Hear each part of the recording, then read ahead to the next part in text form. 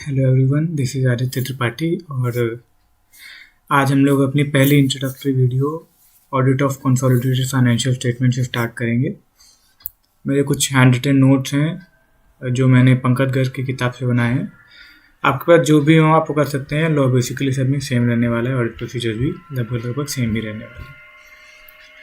तो consolidated financial statements का मतलब क्या होता है, ये जानने के लिए हमारे लिए ज़रूरी है कि पहले हम लोग समझें कि हमारा लॉ इस बारे में क्या कहता है।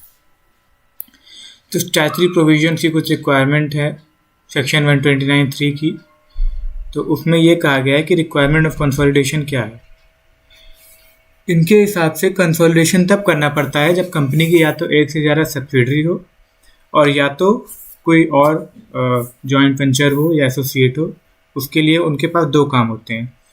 Where a company has one or more subsidiaries, it shall, in addition to its own financial statements, prepare CFS of all subsidiaries in same form and manner,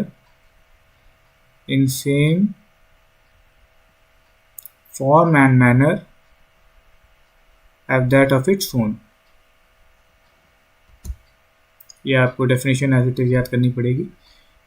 It is also required to attach a statement of salient features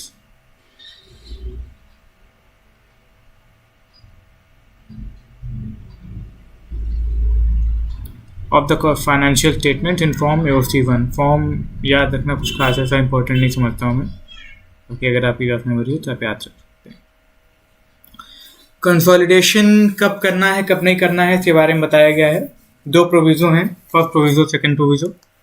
first proviso ये कहता है, उसकी हालांकि अब ऐसी कोई खास important requirement नहीं है, लेकिन फिर भी एग्जाम के पॉइंट ऑफ व्यू से कभी न कभी पूछा जा सकता है, इसलिए हम लोग उसको याद रख सकते हैं।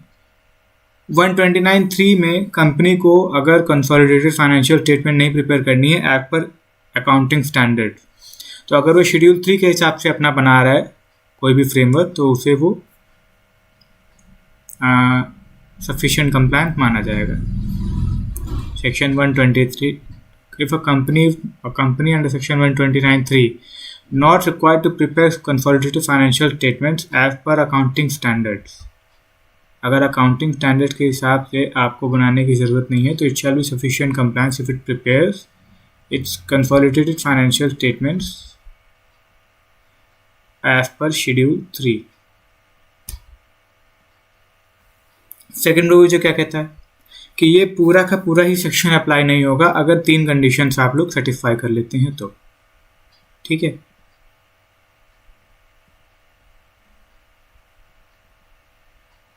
पहली कंडीशन है, एक सब्सिडरी है जो कि फुल्ली या पार्शियली ओन्ड है और इसके जो भी मेंबर्स हैं वो मेंबर्स जिनके वोटिंग राइट भी नहीं है। All its other members including those not entitled to vote होगा, have been intimated in writing. Intimated in writing का मतलब कोई प्रूफ वगैरह आपको दे दिया गया है कि इन राइटिंग में आपको इंटीमेट कर दिया गया है कि हम लोग इस साल जो है कंसोलिडेशन नहीं करेंगे।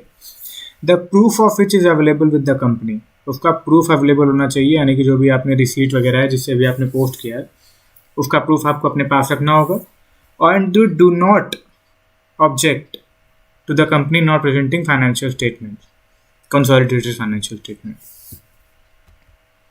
Do not object to the company not presenting consolidated financial statement। ये हो गया इतना पार्ट पहला वाला। दूसरा ये कहता है कि नॉट लिस्टेड कंपनी, जो सब्सिडरी है वो खुद में ना तो लिस्टेड है और ना ही in the process of listing है। नॉट लिस्टेड और in the process of listing.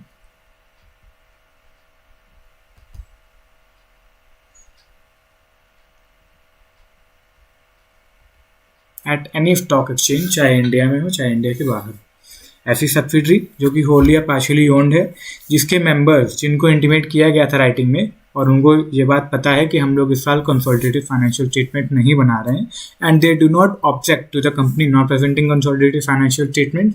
या दूसरा, इट इज़ नॉट लिस्टेड और in the process of being listed at any stock exchange whether in और आउटसाइड इंडिया। और तीसरा है कि इसका अल्टीमेट अल्टीमेट या इंटरमीडिएट होल्डिंग जो भी कंपनी है, अल्टीमेट और इंटरमीडिएट होल्डिंग कंपनी जो भी है, वो कंसोलिडेटेड फाइनेंशियल स्टेटमेंट फाइल करती है। अगर 3 कंडीशंस कोई भी कंपनी फुलफिल करती है तो उसको सेक्शन 129(3) के अंडर में CFS फाइल करने की जरूरत नहीं है। कौन सी कंडीशन थी? वेयर अ होली और partially own subsidiary and all its members including those not entitled to vote have been intimated in writing, the proof of which is available with the company, and they do not object to the company not presenting consolidated financial statement. पहली condition कि आप होली और partially owned subsidiary हैं, आपके सारे members को इसकी जानकारी है, उसका प्रूफ आपके पास है, and they do not object to the company not presenting consolidated financial statement. दूसरा पॉइंट ये है कि कंपनी इज नॉट लिस्टेड और in the process of listing in any stock exchange whether in और आउटसाइड इंडिया। और तीसरा ये कि इसका अल्टीमेट या इंटरमीडिएट होल्डिंग कंपनी जो भी है वो CFS फाइल कर रही है। CFS तो फाइल करनी है, चाहे आप अपनी खुद की करें या आपकी होल्डिंग आपकी तरफ से कर दें। कंसोलिडेटेड फाइनेंशियल स्टेटमेंट फाइल करने के लिए क्या क्या रिस्पॉन्सिबिलिटीज हैं, किसकी किसकी, ये थोड़ा इम्पोर्टेंट टॉपिक है, इसको हम लोग क्या दिक्कत है अभी इसको, एक तो वन नोट बहुत बेकार चीज़ है।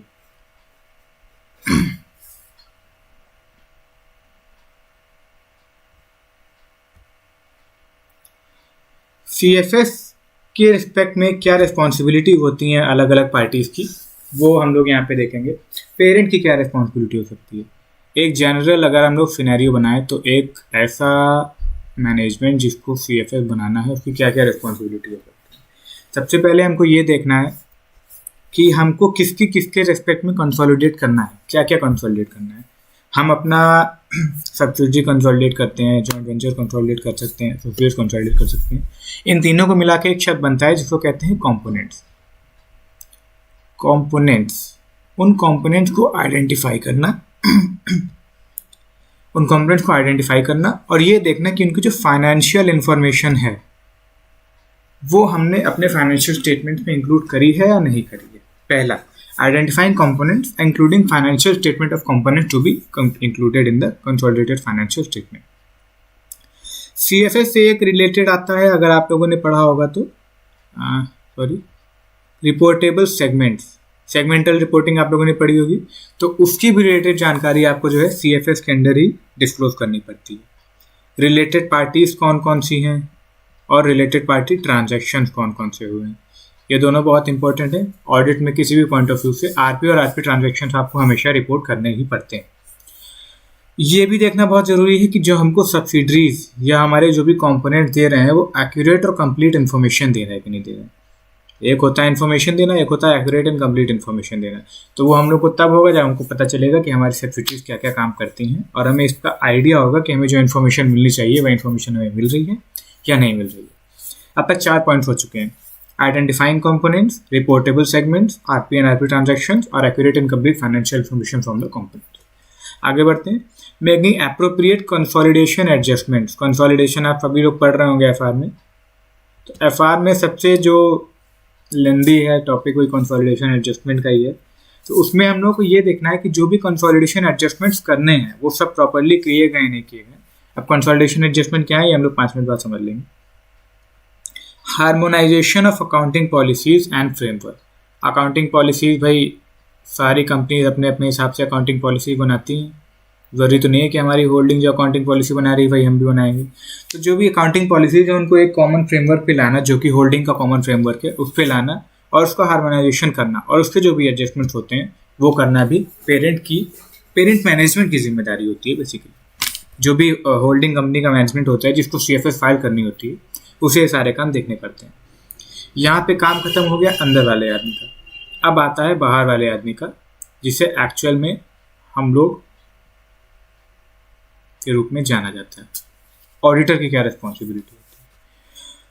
देखो, ऑडिटर की किसी भी ऑडिट में मेन रिस्पॉन्सिबिलिटी होती है expressing an opinion.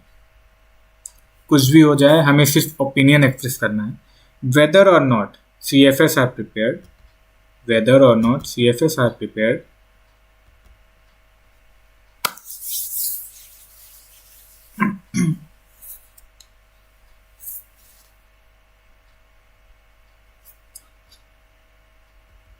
whether or not CFS are prepared in all material respects in accordance with applicable FRF. Financial reporting framework जो भी आपके ऊपर एप्लीकेबल है, भाई कंपनीज के ऊपर तो कंपनीज एक्ट का लगता है, बैंकिंग के ऊपर बैंकिंग रेगुलेशन एक्ट लगता है, इंश्योरेंस के ऊपर IRDA लगता है, तो जो भी एक्ट आपके ऊपर एप्लीकेबल है उसके हिसाब से आपने CFS अप्लाई किए हैं या नहीं किए। इसके रिलेशन में क्या रिस्पॉन्सिबिलिटी थी, ये जो एक्सप्रेस आप करेंगे ओपिनियन, ये आप कैसे एक्सप्रेस करेंगे?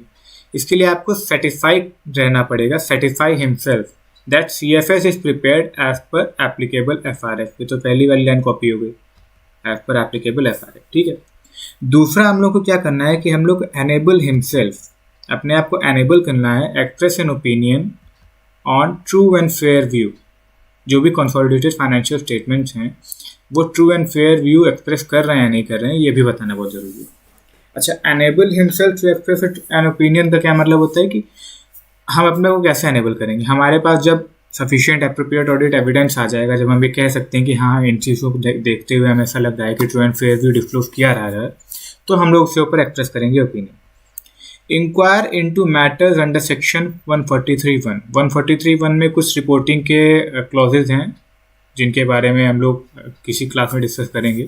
143(1) में बेसिकली जो भी प्रॉपर्टी मैटर्स होते हैं उनको डिस्क्लोज करना होता है कि लोन्स एंड इन्वेस्टमेंट्स का क्या कोई डिस्क्रिपेंसी है, फिक्स्ड एसेट्स की कोई डिस्क्रिपेंसी है, इन्वेस्टमेंट्स आपने जो है सेल वैल्यू जो है वो आपने कॉस्ट से कंपनी बेची है, या अपने personal expenses are not debited to revenue, ये सारी चीज़ें होती हैं 141 में डिस्क्लोज करनी होती है। तो उनकी इंक्वायरी करना भी ऑडिटर की ही ऑफकोर्स रिस्पॉन्सिबिलिटी होगी क्योंकि ऑडिटर को रिपोर्टिंग करनी होती है। Reporting on matters under section 143(3). 143(3) के one of the most important matters है 143 के फ्रॉड से रिलेटेड सारे कंटेंट्स होते हैं। 143 वाले जितने भी कंटेंट्स हैं वो सारे रिपोर्टिंग से रिलेटेड हैं, तो उसमें ये भी 143(3) के जो भी क्लॉजेज वगैरह हैं जो भी इनके रिपोर्टिंग करनी होती है उसकी हम लोग को पहले देखना है, समझना है कि क्या क्या रिपोर्टिंग करी जा सकती है, उसके बेस पे रिपोर्ट करना है। Validate the requirements of CFS applicable, ये वही पॉइंट्स चल रहे हैं। कैसे कर सकते हैं हम लोग ये काम? ये जो ऊपर की हमारी रिस्पॉन्सिबिलिटी है, हम लोग को कह दिया गया कि तुमको ये पर्टिकुलर काम करना है, तो हमको करना कैसे है ये हम लोग को बताया गया। पहले तो सीधा सीधा जितनी जानकारी हम लोग को अपने आप मिल सकती है वो हम लोग लेंगे। Obtain a list of subsidiaries and associates and joint venture. पहले तो मैनेजमेंट से ही मांग लेते हैं, भैया आपने अपने आपको हिसाब किताब दे दो कि क्या क्या आपकी लिस्ट में सब्सिडरीज एसोसिएट जॉइंट वेंचर आते हैं, पहले उनका कर लेते हैं, उनका रिव्यू कर लेते हैं। हमने सामान लिया और उसका रिव्यू कर लिया, review information provided by the management. हमने बस इतना देखना है कि मैनेजमेंट ने जितना हमको सामान दिया है वो कितना सही है। अभी हम लोग अपने उस पर नहीं आ रहे हैं, अभी जितना मैनेजमेंट में दिया है उतना ही देखते हैं। फिर ये देखना है कि जो मैनेजमेंट ने हमको बताया है कि सब्सिडरीज हैं वो सारी verified that they are included in the consolidated financial statement. जो भी सब्सिडरीज हमको मिली हैं, जो हमको एक लिस्ट दी गई है कि 12, 15, 10 जो भी सब्सिडरीज हैं वो हमने CFS में इंक्लूड करी हैं या नहीं करी। फिर क्या देखेंगे, अब हम लोग अपने प्रोसीजर्स परफॉर्म करना शुरू करें। Perform the following procedures. क्या क्या प्रोसीजर्स हम लोग परफॉर्म कर सकते हैं? Review working papers of prior years. अगर पिछले साल से काम करते आ रहे हैं तो हमको एक बेसिक अंदाज़ा होगा कि कंपनी में इतनी सब्सिडीज हैं या एक साल में इतना इन्वेस्टमेंट वगैरह करते हैं, क्या किस रीज़न से हम लोग की सब्सिडीज घट या बढ़ सकती हैं, क्योंकि हम लोग साल भर अटैच रहते हैं तो हम लोग को जानकारी रहती है।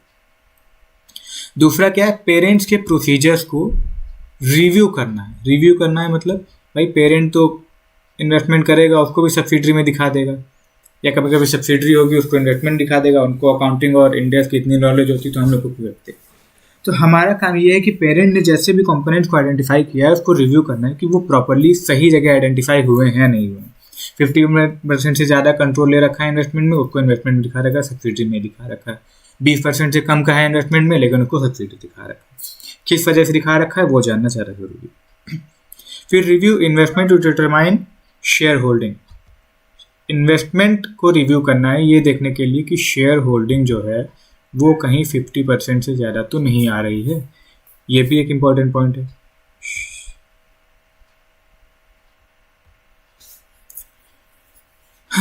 शेयर होल्डिंग जो है वो आपकी 50% से ज़्यादा तो नहीं आ रही है, 51%, सॉरी 50% तक तो नहीं रहेगा। ठीक है। फिर देखना है कि जॉइंट वेंचर्स जॉइंट वेंचर्स के अपने अलग एग्रीमेंट होते हैं, भाई हम किसी के साथ काम कर रहे हैं तो हमको कैसा एग्रीमेंट वगैरह करना है, वो सब रिव्यू करना है, ये देखने के लिए कि इनमें से किन किन चीज़ों को हमें कंपोनेंट्स के रूप में आइडेंटिफाई करना चाहिए था और किन किन चीज़ों को आइडेंटिफाई किया गया। अगर दोनों हमारे मैच कर रहे हैं तब तो ठीक है, अगर नहीं मैच कर रहे हैं तो आगे देखा जाएगा। फिर ये देखना है कि जो भी शेयर होल्डिंग है, हमारी किसी भी सब्सिडरी में शेयर होल्डिंग है, उसमें क्या चेंजेस आए। ऐसा तो नहीं हम लोगों ने डिसइन्वेस्टमेंट कर दिया है, 51% से कम हो गया, सिग्निफिकेंट कंट्रोल हमारा हट गया है और उसके बावजूद भी हम लोग सब्सिडरी में शो कर रहे हैं। अब जो कंसोलिडेशन एडजस्टमेंट्स की बातें हम लोग करते हैं एफआर में, वही सारी यहाँ पे भी आएंगी। दो तरह के होते हैं, एक करेंट पीरियड होते हैं, एक परमानेंट होते हैं। करेंट पीरियड कंसोलिडेशन का मतलब क्या है कि हर साल आपको एडजस्टमेंट करते जाना है। थोड़ा सा अगर हम लोग के एग्ज़ाम में आता है और हम लोग हल्का सा भी अपने आप को कॉमन सेंस के लॉजिक में रखते हैं तो इसको समझने में इतनी दिक्कत नहीं आनी चाहिए। एडजस्टमेंट्स क्या हो सकते हैं भाई, हमारा इतना बड़ा ग्रुप है, intra group transactions and account balances जो हैं हमको वो सब हटाने पड़ेंगे। एक का डेबिट दूसरे का क्रेडिट जो है वो तो हम लोग को ऑफकोर्स हटाना पड़ेगा, नहीं तो एक का डेबिट शो करेगा दूसरे का क्रेडिट शो करेगा, बैलेंस शीट लंबी की लंबी ही रहेगी। इंट्रा ग्रुप हमने कोई इंटरेस्ट पे किया है, रिसीव किया है, वो हटाना पड़ेगा। इंट्रा ग्रुप प्रॉफिट्स हम लोग को हटाने पड़ेंगे। इंट्रा ग्रुप इंडेटनेस हटानी पड़ेगी। जितने भी विद इन द ग्रुप के आपके काम है, पहले चार जो हैं आपके विद इन द ग्रुप के काम है। सबसे पहले आपको अपने अंदर का सामान साफ करना है, ठीक है। ये है ग्रुप की बात। हमारे ग्रुप में किसी से हमारे ट्रांजैक्शंस और अकाउंट बैलेंसेस थे, कोई इंटरेस्ट हमने पे किया, कोई हमको इंट्रा ग्रुप प्रॉफिट हुआ, हमारे ग्रुप के अंदर प्रॉफिट हो रहा है, हम वो थोड़े हम पीएल में ले जाएंगे। इंट्रा ग्रुप इंडेटनेस हुआ, हमने किसी को पैसा दिया, किसी ने हमको पैसा दिया, उसको हम थोड़ा ना शो करेंगे कंसोलिडेटेड में, वो सारी चीज़ें हम लोग हटानी पड़ती हैं। अकाउंटिंग पॉलिसीज़ का हार्मोनाइजेशन, जैसे कि मैंने रिस्पॉन्सिबिलिटीज नहीं बताया था। अकाउंटिंग पॉलिसीज़, कोई कंपनी है किसी सेक्टर में काम कर रही है उसकी कोई और अकाउंटिंग पॉलिसी है, कोई कंपनी किसी सेक्टर में काम कर रही है उसकी दूसरी अकाउंटिंग पॉलिसीज हैं। डेप्रिसिएशन के रेट्स अलग अलग हो सकते हैं, इनको सबको हार्मोनाइज करना है। भाई क्या होता है कभी कभी सब्सिडरी कोई और डेप्रिसिएशन लगा रही है, होल्डिंग कोई और डेप्रिसिएशन लगा रही है, डेप्रिसिएशन रेट तो कोई भी ले सकते हैं। अब कंपनीज एक्ट में जो होल्डिंग के लिए डेप्रिसिएशन दिया हुआ है उसके हिसाब से सबको कंसोलिडेट करना, हार्मोनाइज करना, वो भी हमारे करेंट पीरियड कंसोलिडेशन एडजस्टमेंट्स में आते हैं, क्योंकि आप अकाउंटिंग पॉलिसीज हर साल कंटिन्यूसली फॉलो करते आ रहे हो और हर साल उनको होल्डिंग के हिसाब से हार्मोनाइज करना पड़ता है। Adjustment for subsequent events and transaction, कुछ सब्सिक्वेंट इवेंट्स हुए हैं, ट्रांजैक्शंस हुए हैं। सब्सिक्वेंट इवेंट्स का क्या मतलब है कि आज की डेट में हम लोगों ने एक एग्रीमेंट साइन कर लिया कि हम अपनी होल्डिंग को जो है क्लियर कट बेच देंगे। ये आज की डेट में एग्रीमेंट साइन हुआ, लेकिन ओनरशिप ट्रांसफर हुई है मई में ट्रांसफर हुई है, आफ्टर बैलेंस शीट डेट हुई है, तो वो भी सब्सिक्वेंट इवेंट्स का हिस्सा हो जाएगा। तो उसका कोई एडजस्टमेंट अगर करना होगा तो, क्योंकि बैलेंस शीट की डेट पे हमारी होल्डिंग तो ट्रांसफर हुई नहीं थी, हमने दूसरी तरह से बनाया था, मई में ट्रांसफर हो गई तो हमको रिवाइज करनी पड़ सकती हैं। तो वो भी जो एडजस्टमेंट्स होंगी वो भी सारी सब्सिक्वेंट ईयर्स की एडजस्टमेंट करनी पड़ सकती है। Adjustment for conversion to GAAP, GAAP होता है जनरली एक्सेप्टेड अकाउंटिंग प्रिंसिपल्स। कोई सब्सिडरी थी उसने अपने अकाउंटिंग प्रिंसिपल लगा रखे हैं, तो उनको गैप में कन्वर्ट करने के लिए जो भी एडजस्टमेंट्स होंगे वो करंट पीरियड कंसोलिडेशन एडजस्टमेंट में आएंगे। ये तो हो गए एडजस्टमेंट जो कि करे जाने चाहिए। अब ये देखना है कि ये करे कैसे गए। Auditor should review memorandum records, memorandum records को आप रिव्यू करिए। मेमोरेंडम रिकॉर्ड्स क्या होते हैं कि आपकी शेयर की मीटिंग हो गई, शेयर होल्डर्स की मीटिंग हो गई, डायरेक्टर्स की मीटिंग हो गई, जहाँ पे ये पता चलता है कि कोई ऐसा एडजस्टमेंट आया है या किया जाना है जिनको रिलेटेड में जिनको CFS के रिलेटेड में करना है या नहीं करना है। Adjustments in preparation of CFS, फिर यहाँ पे वही सारी आपको बातें चेक करनी है, intra group transactions and account balance से यूनिफॉर्म अकाउंटिंग पॉलिसी फॉलो हो रही हैं या नहीं हो रही हैं पूरे CFS में। ऐसा तो नहीं है कि पूरे CFS में जो है एक्रूअल चल रहा है और जब इनकम या इनकम फ्रॉम इंटरेस्ट की बात आती है तो हम लोग कैश बेसिस पे कर दिए।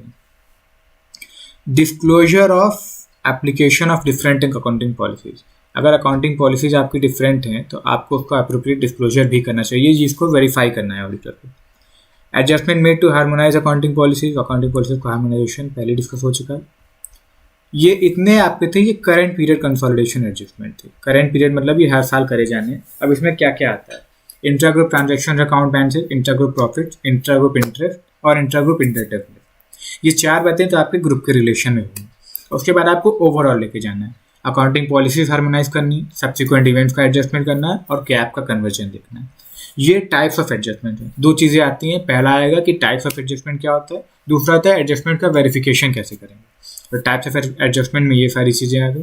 वेरिफिकेशन में क्या करेंगे, मेमोरेंडम रिकॉर्ड्स का रिव्यू करेंगे, एमओए एओए देखेंगे, शेयर होल्डर्स की मीटिंग देखेंगे, डायरेक्टर्स की मीटिंग देखेंगे, ये देखने के लिए कि कोई एडजस्टमेंट ऐसे होने तो नहीं है।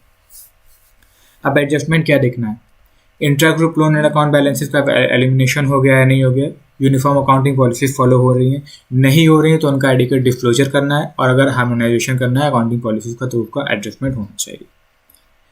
परमानेंट कंसोलिडेशन अकाउंटिंग एडजस्टमेंट क्या होता है, नेम सजेस्ट, ये जो है हर साल नहीं होने, ये तभी होना है जब आप किसी को एक्वायर करते हैं या आपको कोई एक्वायर करता है, या तो जब शेयर होल्डिंग में कोई चेंज आता है, दो ही केसेस में इनका एडजस्टमेंट होता है। एक में लिखा है ना, फर्स्ट ओकेजन और when there is a change in share holding, दो ही केसेस में आपको इसका एडजस्टमेंट करना होता है। परमानेंट एडजस्टमेंट दो ही तीन तरह के होते हैं, या तो गुडविल और कैपिटल रिजर्व में होता है, या माइनॉरिटी इंटरेस्ट जो हम लोग निकालते हैं वो होता है। गुडविल और कैपिटल रिजर्व का या तो एडजस्टमेंट करना है भाई, अगर हमने एक्वाजिशन किया है तो या तो गुडविल होगा, कैपिटल रिजर्व होगा, अगर ज़्यादा कंपनी किया है तो एग्जैक्ट वैल्यू पे कभी होता नहीं है, उसका एडजस्टमेंट हम लोग करना होता है। और दूसरा माइनॉरिटी इंटरेस्ट जो हम लोग हर साल निकालते हैं, एफआर में तो निकालते ही निकालते हैं, सबसे बड़ा फर्दर का पॉइंट यही होता है। इसमें क्या वेरिफिकेशन करना है भाई, आपको कैलकुलेशन करनी पड़ेगी पूरी की पूरी। अगर आपने कोई ऐसा ट्रांजैक्शन किया है जिसकी वजह से गुडविल या कैपिटल रिजर्व निकल सकता है, तो आप पहले उसका कैलकुलेशन करोगे, ये देखोगे कि आपके हिसाब से कितना आ रहा है, फिर आपको ये देखना है कि जो कंपनी ने लिया है वो सही लिया है या नहीं लिया है। अटेंशन इस बात का देना है कि जो प्री एक्विजिशन रिजर्व हैं उनका प्रॉपर डिटर्मिनेशन हुआ है या नहीं हुआ। प्री एक्विजिशन रिजर्व मतलब क्या है भाई, ऐसा तो है नहीं कि सारी कंपनियां 1 अप्रैल से ही एक्वायर कर ली जाती हैं, हो सकता है किसी ने दिसंबर में एक्वायर की हो, किसी ने मई में एक्वायर की हो।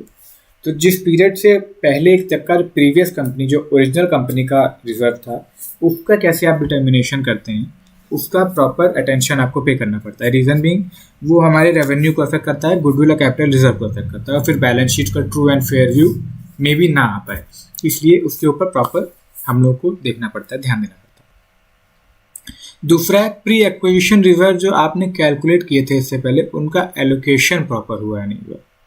दो बातें होती हैं, पहला तो ये देखना है कि प्री एक्विजिशन रिजर्व आपने सही से डिटरमाइन किया नहीं किया।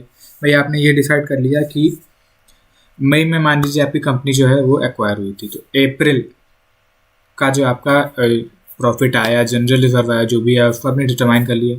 अब जो प्रॉफिट आया उसमें से कितना हिस्सा आपको माइनॉरिटी को देना है और कितना हिस्सा आपको अपने पास रखना है। वो जो एलोकेशन नहीं करते हैं कि माइनॉरिटी के हिस्से में इतना जाएगा और हमारे हिस्से में इतना जाएगा, वो सारी चीज़ें आपको उसमें डिटरमाइन करनी है कि ये जो एलोकेशन हुआ है ये भी as per percentage basis appropriate हुआ है या नहीं हुआ।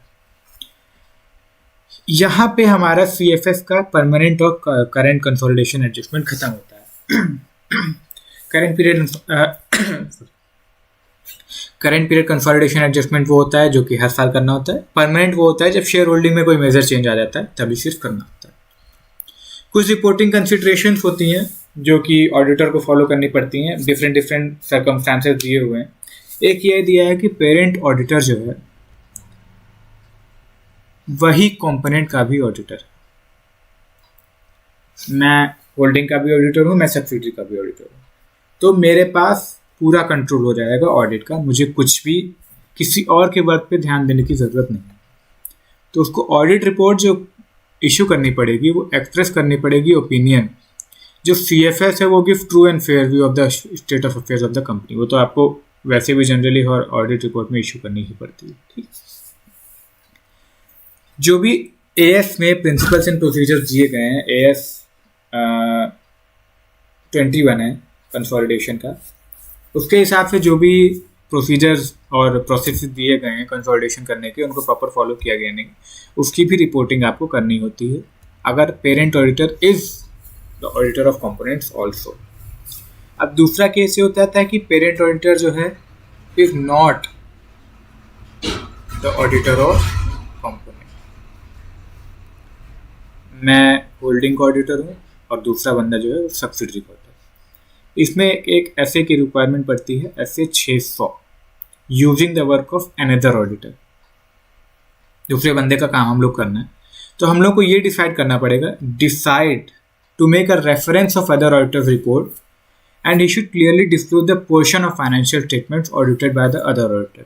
भाई मैं अब जहाँ पे हिसाब किताब ये है कि मैं पूरी CFS का तो ऑडिट नहीं कर रहा हूँ, मेरे पास कुछ ही पर्टिकुलर पॉइंट्स हैं जिनका मैं ऑडिट कर रहा हूँ। होल्डिंग के फाइनेंशियल स्टेटमेंट का मैं ऑडिट कर सकता हूँ, क्योंकि कंसोलिडेशन का ऑलरेडी ऑडिट हो चुका है, तो कंप्लीट ऑडिट अब कर पाना पॉसिबल नहीं है। तो उसको ये डिसाइड करना है कि उसे कौन सा रेफरेंस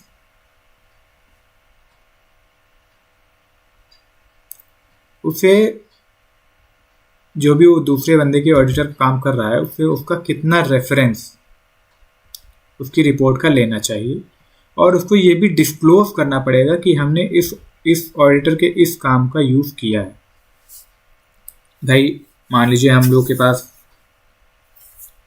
ऐसा है कि हम लोग जो है इंटरनल ऑडिटर के कैश वेरिफिकेशन के पोर्शन को हम लोग मान के चल रहे हैं कि उसने सही किया, तो हम लोग ये बताएंगे कि इंटरनल ऑडिटर ने जो कैश वेरिफिकेशन किया था हम लोग उसी के ऊपर रिलाय कर रहे हैं।